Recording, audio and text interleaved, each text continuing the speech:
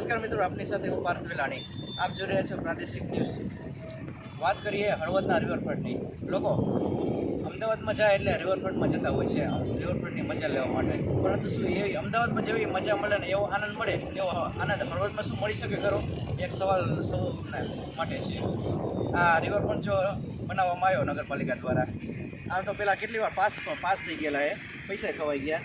એ પણ જ્યારે બનાવવામાં આવ્યો છે આજથી 4-5 વર્ષ પહેલાં બનાવવામાં આવ્યો ત્યારે પણ કેવી રીતે કામકાજ થયું આખા હળવદને ખબર છે. કેટલું કૌભાંડ થયું, આ કેવડો મોટો ભ્રષ્ટાચારનો મોટો અખાડો કહી શકાય, એમાં કોઈ આપણે વાંધો નથી.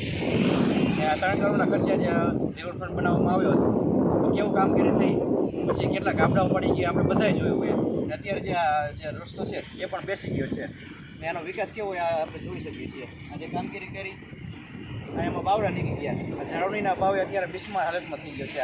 અત્યારે આ બાવડાનો વિકાસ થયો આ રિવરફ્રન્ટમાં, આવી પરિસ્થિતિ છે. ને આ તળાવની જમીન છે, ને તળાવની જમીન હળવદમાં ચોરાઈ પણ એટલી બધી ગઈ છે. બહુ મોટી સમસ્યા છે મિત્રો. ને હળવદમાં ગેરકાયદેસર બાંધકામ ને આ બધું હવે કોમન થઈ ગયું છે, એમાં કંઈ હવે નવાઈ નથી મિત્રો. અત્યારે 1 કરોડ 15 લાખ રૂપિયાના ખર્ચે જે નવો રિવરફ્રન્ટનો જે રસ્તો બગીચા માટેનું ડેવલપમેન્ટનું કામ ચાલી રહ્યું છે, હવે એમાં કેટલો ભ્રષ્ટાચાર થશે એ તો આવનારો સમય જ બતાવશે. બાકી વિકાસના કામે હળવદમાં કાંઈ પણ થતું નથી એ બધાને ખબર છે. અને આ એક વાસ્તવિકતા છે હળવદની મિત્રો.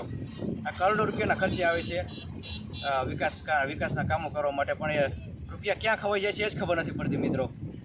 કેટલા રૂપિયા અત્યાર સુધીના ખવાઈ ગયા છે વિવિધ વિકાસના કામોમાં, કેટલા રૂપિયા સરકારના આવે છે, પરંતુ એ હળવદના નેતાઓને અને અધિકારીઓને રસ નથી આ કામ કરવામાં, અને પોતાના આર્થિક રીતે સક્ષમ થવામાં પોતાના ઈચ્છા ભરવામાં જ રસ છે. હળવદના વિકાસ કરવામાં કોઈને રસ નથી, એટલે હળવદ આપણું ખાડે જતું રહ્યું છે. હળવદ એક છોટા કાશી કહેવાય છે, બ્રાહ્મણોની નગરી છે. અને એ બ્રાહ્મણોની નગરી છે, છોટા કાશી છે, આમાં દેવોની ભૂમિ છે. અને દેવોની ભૂમિ રહેવા દઈ, પણ દેવોની ભૂમિમાં આટલા બધા ભ્રષ્ટાચારો થઈ રહ્યા છે. પરંતુ આનું પરિણામ હવે બધા જે ભ્રષ્ટાચાર કરવાવાળાને ભોગવવું જ પડશે, કારણ કે બધા દેવો ઉપર જોઈ રહ્યા છે કે કોણ કેટલો ભ્રષ્ટાચાર કરે છે, કેટલી ટકાવારી કરે છે, ને કેટલું કૌભાંડ કરે છે, એ ભગવાન બધા જોઈ રહ્યા છે. નમસ્કાર.